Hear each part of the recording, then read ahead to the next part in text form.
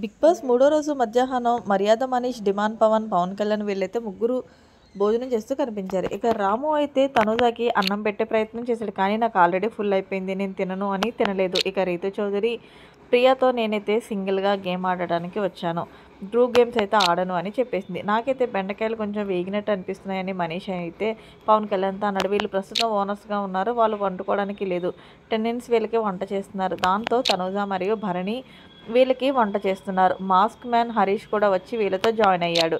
రీతు చౌదరి అయితే అందరితో క్లోజ్గా ఉంటుంది, అంటే ఆమె సెలబ్రిటీ అయినా కామన్స్తో కూడా మింగిల్ అయిపోయింది.